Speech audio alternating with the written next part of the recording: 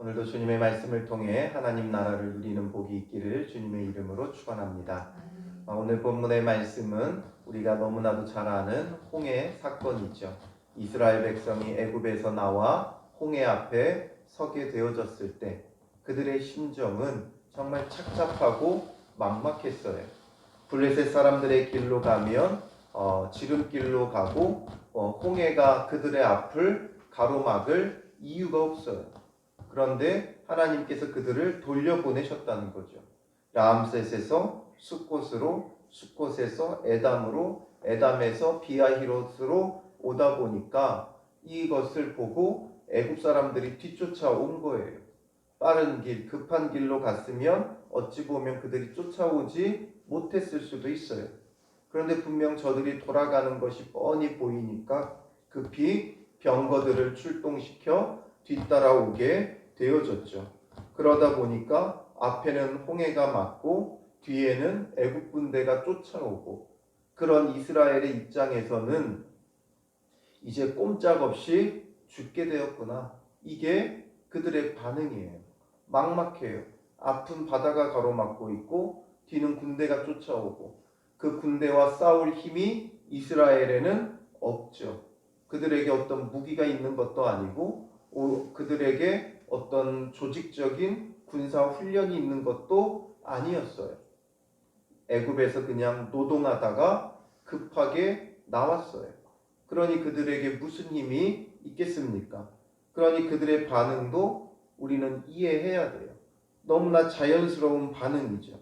그래서 이제 10절부터 12절에 이르기까지 이스라엘의 한탄과 그들의 원망의 소리가 있죠. 10절에 보면 바로가 가까이 올 때에 바로의 군대가 가까이 왔다는 거예요. 이제 뭐 어디로 도망갈 곳도 없고 여기서 꼼짝없이 죽게 되었다라는 게 너무 뻔한 상황인 거죠. 이스라엘 자손이 눈을 들어 본즉 애굽 사람들이 자기들 뒤에 이른지라 이스라엘 자손이 심히 두려워하여, 그들은 이제 두려움에서부터 출발하는 거예요. 항상 강조하지만 우리 신앙의 가장 큰 적은 두려움이에요. 물론 일시적인 상황에 따라서 두려움이 올 수 있지만 두려움이 찾아올 때 우리에게는 하나님이 계시잖아요. 전능하신 하나님, 여호와 하나님이 계시기에 주를 믿는 믿음으로 그 두려움을 이겨야 돼요. 그 두려움을 이기는 게 바로 믿음이에요. 믿음이라는 게 다른 게 아니라 두려움 속에서 하나님을 향한 믿음을 가짐으로 두려움을 이기는 것, 이게 믿음이죠. 나의 구원의 하나님 여호와가 나와 함께하고 계시고 그의 능력은 전능하다는 것이죠. 그러므로 믿음으로 하나님을 바라보아야 하는데 이들에게는 그 믿음이 없었죠. 그래서 모세에게 이르되 애굽에 매장지가 없어서 당신이 우리를 이끌어내어 이 광야에서 죽게 하느냐? 어찌하여 당신이 우리를 애굽에서 이끌어내어 우리에게 이같이 하느냐? 우리가 애굽에서 당신에게 이른 말이 이것이 아니냐? 이르기를 우리를 내버려 두라. 우리가 애굽 사람을 섬길 것이라 하지 아니하더냐?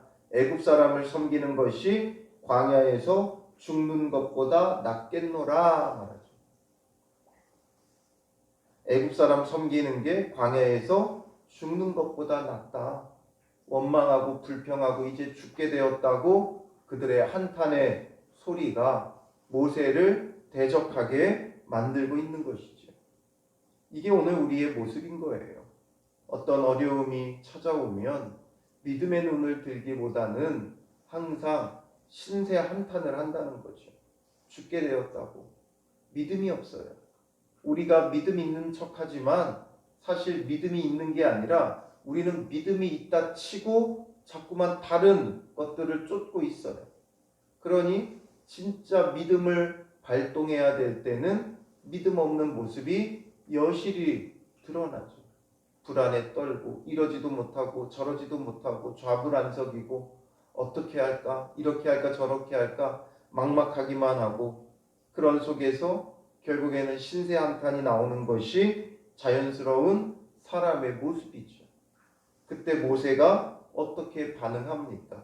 하나님께서 왜 모세를 택하셨는가를 알게 돼요. 13절에 보면 모세가 백성에게 이르되 너희는 두려워하지 말고 가만히 서서 여호와께서 오늘 너희를 위하여 행하시는 구원을 보라. 너희가 오늘 본 애굽 사람을 영원히 다시 보지 아니하리라 말하죠. 두려워하지 말고 가만히 서서 여호와께서 너희를 위하여 행하시는 구원을 보라. 모세에게는 하나님이 여호와이심이 분명했던 거예요. 계속해서 나는 여호와라 말씀하시는 그 하나님을 모세는 믿었던 거예요. 모세도 사람인데 왜 두렵지 않겠어요? 하나님께서 모세에게 바로에게 가서 말하라고 할 때 그가 얼마나 많이 뺐어요. 나는 입이 둔하다. 하지 못한다. 계속해서 못한다 하니까 하나님께서 아론을 붙여주셨죠. 그러나 이제 그 모든 일들을 경험하며 하나님 여호와 신앙이 그에게 분명하게 세워진 거예요. 하나님이 여호와시라는 것. 여호와라는 이름은 언제 쓴다 그랬어요? 하나님께서 구원을 베푸실 때 구원을 이루시는 하나님이라는 것이 바로 여호와예요. 그러므로 모세에게는 하나님이 여호와시라는 그 믿음과 신앙이 분명하니까 바로 이 이스라엘 백성들의 불평과 원망 가운데 하나님의 구원을 보라 이렇게 그들에게 외칠 수 있는 거죠. 이게 중요해요. 불평하고 원망하는 자들에게 동조할 것이 아니라 하나님을 향한 믿음을 보여주고 그 믿음을 가르쳐 줘야 돼요. 누군가 불평하고 원망할 때 거기에 동조하게 되면 결국에는 그 불평과 원망이 기정사실이 되는 거예요. 아무리 불평하고 원망한다 할지라도 모세 입장에서도 왜 안 그렇겠어요? 그러게 말이다. 하나님께서 왜 우리를 여기로 보내셨는지 모르겠다. 나는 그저 하나님이 시키는 대로 했을 뿐이다. 우리가 이렇게 된 것이 어떻게 된 일인지 나는 모르겠다. 나는 그저 하나님이 시키는 대로 전하라고 하는 대로 했을 뿐이다. 자기의 책임은 없다고 발뺌하고 모든 것을 하나님 탓을 할 수도 있죠. 그런데 모세는 그렇게 하지 않고 그들의 원망을 다 받아주는 거예요. 그렇다고 그들에게 화를 내지도 않아요. 내가 너희에게 어떻게 했는데 너희가 나에게 이럴 수 있느냐? 이렇지도 않죠. 오직 여호와 하나님을 바라보고 그 하나님의 구원을 보라고. 역시 모세도 하나님이 여호와시라는 것을 증거하는 거예요. 그러니 14절에 여호와께서 너희를 위하여 싸우시리니 너희는 가만히 있을지니라. 정말 가만히 있어야 돼요. 이 가만히 있으라는 건 아무것도 하지 말라는 뜻이 아니라 불평하고 원망하는 것을 그치라는 거죠. 가만히 있으라는 게 정말 아무것도 안 하고 손 놓고 가만히 서만 있어라 그런 의미는 아니에요.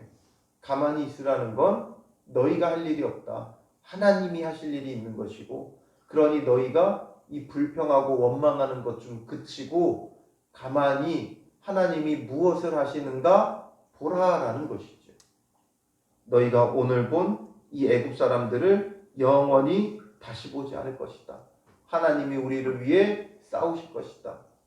두려움과 여러 가지 어려운 일들이 찾아오면 일단 멈춰서 기다리세요. 하나님께서 어떻게 하실 것인가 기대하며 멈춰 서세요. 하나님은 여호와라. 나는 여호와라. 계속해서 하나님께서 출애굽기 말씀을 통해 우리에게 전해주고 계시는 거예요. 그러니 우리가 섣불리 뭘 하려거나 판단하거나 원망하거나 불평하거나 이럴 필요 없이 하나님이 어떻게 하시는가를 보라는 거죠. 그러니 여호와께서도 모세에게 말씀하셔요. 이스라엘 자손에게 명령하여 앞으로 나아가게 하고 지팡이를 들고 손을 바다 위로 내밀어 그것이 갈라지게 하라. 이스라엘 자손이 바다 가운데서 마른 땅으로 행하리라. 지팡이를 홍해를 향해 내밀라는 거예요. 그러면 그것이 갈라질 것이고 이스라엘 사람들은 마른 땅으로 행하게 될 것이다. 그리고 내가 애굽 사람들의 마음을 완악하게 할 것인즉 그들이 그 뒤를 따라 들어갈 것이라. 내가 바로와 그의 모든 군대와 그의 병거와 마병으로 말미암아 영광을 얻으리니 말하죠. 여기서 분명해지는 거예요. 하나님께서 왜 이렇게 하셨는가? 왜 이렇게 하셨는가? 바로 홍해를 가르고 이스라엘 백성을 마른 땅으로 지나가게 하고 그 다음에 애굽 군대가 그를 뒤따르게 한 다음에 물로 그들을 완전히 멸해서 더 이상 이스라엘을 뒤쫓아오지 못하게 하고자 하심이에요. 그래서 이것을 통해 하나님이 영광을 받기 위한 것이죠. 하나님은 영광 받으시기 위해 계획을 갖고 계셔요.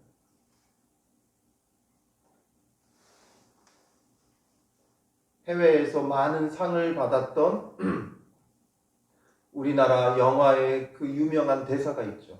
아들아, 넌 다 계획이 있구나. 이것처럼 하나님은 다 계획이 있어요. 목적은 하나님이 영광 받으시기 위해, 찬양 받으시기 위한 계획을 갖고 계셔요. 이게 어떻게 보면 우리의 삶의 아주 큰 대전제예요. 하나님께서 왜 우리를 창조하셨는가? 하나님이 영광 받으시기 위해 하나님께서 그 계획을 갖고 계시고 그 계획을 실천하시는 거예요. 실행하시는 거예요. 그래서 우리를 창조하셨고 우리를 이 땅에 보내셨고 우리의 가정으로 보내셨고 학교로 보내셨고 일터로 보내셨어요. 내가 왜 이런 인생을 살아가는가? 하나님께서 영광 받으시기 위한 하나님의 계획이 있다는 것이죠.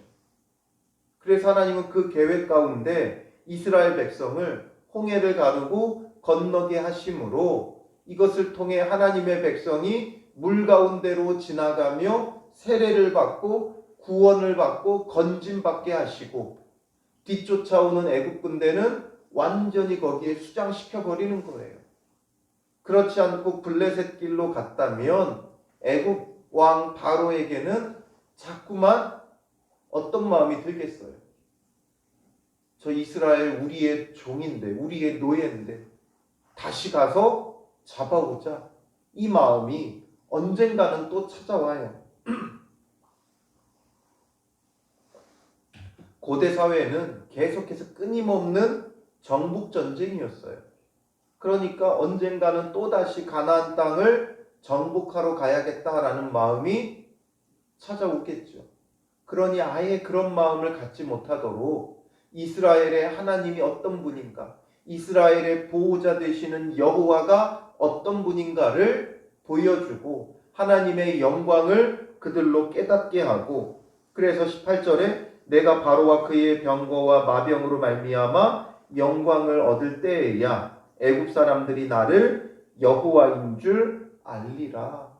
애굽 사람들이 이스라엘이 믿는 하나님이 정말 여호와시다, 구원자시다라는 것을 알게 하고, 그러므로 그들의 마음을 이제 완전히 접게 하는 거죠. 이스라엘에 대한 미련을 갖지 않도록. 우리가 보기에는 돌아가는 길 같고 우리가 보기에는 정말 죽을 수밖에 없는 상황에 놓인 것처럼 보이지만 이 모든 건 철저하고 세밀하게 계획된 하나님의 계획이에요.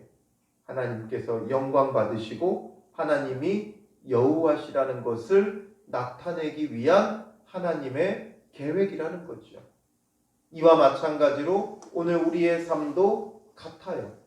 우리의 신앙 가운데 믿는 사람들은 다 평탄하게 사는 것처럼 보여지지만 그 삶에 들어가 보면 다들 크고 작은 어려움들, 고민거리들, 기도 제목들이 없는 사람이 없어요.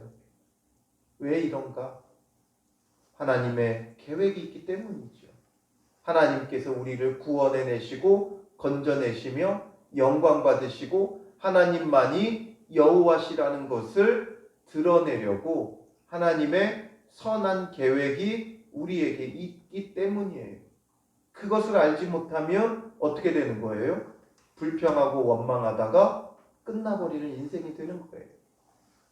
이것을 알고 이것을 믿는 자는 항상 하나님께서 하실 일이 있으니까 비록 앞에 홍해가 맞고 뒤에 애굽 군대가 쫓아와도 하나님이 홍해를 가르시는 분이라는 것을 안다면 두려워할 필요가 없죠. 기다리면 돼요. 뭘 기다려요? 하나님이 언제 홍해 갈라주시나? 하나님이 언제 저 애굽 군대를 뒤엎어 버리시는가? 기다리면 되는 거예요. 불평과 원망을 멈추고 가만히 서서 하나님께서 무슨 일을 하시나 기대하고 바라보는 거예요. 그게 믿음이지요. 오늘 우리의 삶 속에 그런 믿음이 필요한 거예요. 그래서 이제 그 일들을 하나님께서 실행해 주시죠. 이제 하나님의 사자가 그들의 뒤로 옮겨서 그들의 뒤를 막아주셔요. 그러니 구름 기둥도 앞에서 뒤로 가가지고 애굽 군대와 이스라엘 사이에 서서 애굽 군대에는 애굽진에는 어둠과 흑암이 있고 이스라엘 쪽에는 이제 밝아지죠. 불기둥이 그들을 지키니까. 그러니 밤새도록 저쪽이 이쪽에 가까이 못하였더라. 저쪽은 애굽 군대고 이쪽은 이스라엘을 말하는 거죠. 그래서 모세가 바다 위에 손을 내밀매 여호와께서 큰 동풍이 밤새도록 바닷물을 물러가게 하시니 물이 갈라져 바다가 마른 땅이 된지라. 이스라엘과 애굽 군대 사이에 하나님께서 구름 기둥을 두셔서 애굽 군대가 더 이상 쫓아오지 못하도록 막고 계시면서 또 앞에서는 뭐하고 계셔요? 동풍으로 홍해길을 열고 마르게 하시는 거예요. 물이 마르게 하시는 거예요. 물만 갈라진다고 건널 수 있잖아요. 물 속에는 뻘이 있어요. 그렇기 때문에 그곳에 또 빠질 수밖에 없죠. 그러니 동풍으로 계속 하나님께서 말리신 거예요. 마른 땅으로 그들이 건널 수 있도록 동풍으로 밤새도록 그 땅을 말리셨고, 그러므로 이제 뒤는 막아주시고 앞에는 열어주시고 양쪽 다 하신 거예요. 우리는 그냥 홍해가 갈라져서 건넜다 이렇게 생각하지만 하나님께서 구름 기둥으로 그 뒤를 막고 애굽 군대 쪽은 완전한 흑암이 되게 만드셔요. 그들이 이러지도 저러지도 못하죠.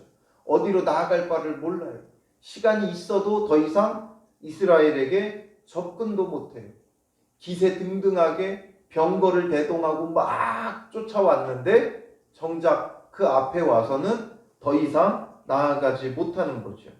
그리고 앞으로는 하나님께서 홍해길을 열어 그들이 마른 땅으로 건너게 하시는 거예요. 22절에 이스라엘 자손이 바다 가운데를 육지로 걸어가고 물은 그들의 좌우에 벽이 되니 애굽 사람들과 바로의 말들 병거들과 그 마병들이 다 그들의 뒤를 추격하여 바다 가운데로 들어오는지라. 이스라엘 백성이 건너니까 그들도 이제 쫓아 들어오죠. 새벽에 여호와께서 불과 구름 기둥 가운데서 애굽 군대를 보시고 애굽 군대를 어지럽게 하시며 그들의 병거 바퀴를 벗겨서 달리기가 어렵게 하시니, 그들을 어지럽게 하시고 병거 바퀴를 벗겨서 달릴 수 없게 만들어 버리신 거예요. 그러니 이제 뒤늦게 애굽 사람들이 이스라엘 앞에서 우리가 도망하자 해요. 홍해 가운데 따라 들어왔다가 도망하자고 하죠. 이게 이제는 더 이상 우리가 어떻게 할 수 없다. 어지럽고 병거 바퀴는 벗겨지고 완전히 오합지졸이 되어버렸죠. 그러니까 이들에게도 고백을 해요. 여호와가 그들을 위하여 싸워 애굽 사람들을 치는도다. 여호와께서 이스라엘을 위해 싸우신다는 걸 이들도 느끼는 거예요. 자기들이 할 수 있는 게 아무것도 없어요. 분명 너무나 강한 군대인데 저들을 우리가 치기만 하면 될 것 같은데 이게 안 되는 거죠. 그러니 그들도 하나님이 여호와시고 여호와가 저들을 위해 싸우고 보호한다는 걸 깨닫고선 도망가려고 하지만 이미 늦었죠.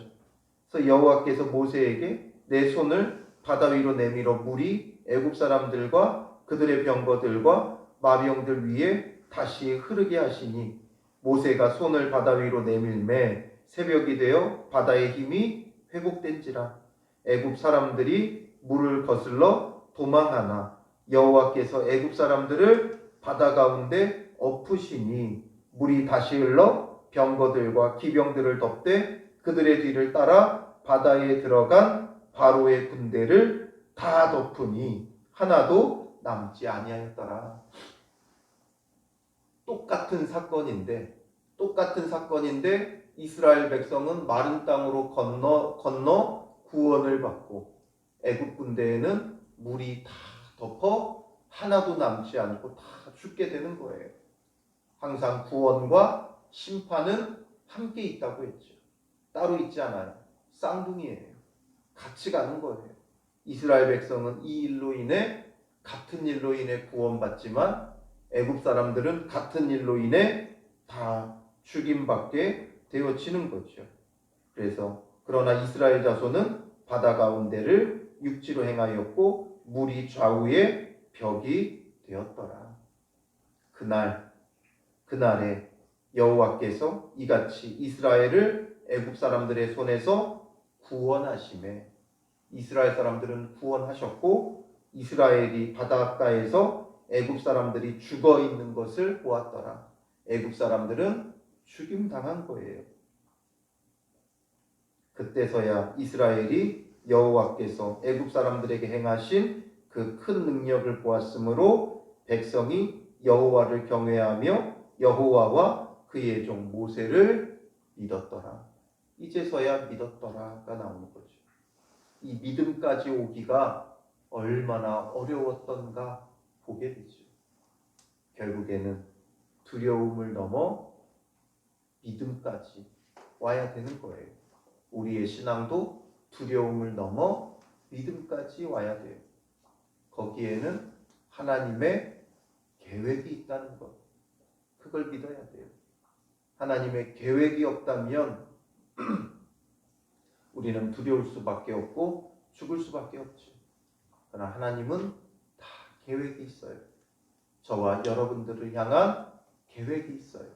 우리 한 사람 한 사람을 향한 계획이 있고 우리 가정을 향한 계획이 있고 우리 교회를 향한 계획이 있고 이 나라와 이 민족을 위한 계획이 있고 세계와 열방을 향한 계획이 있어요.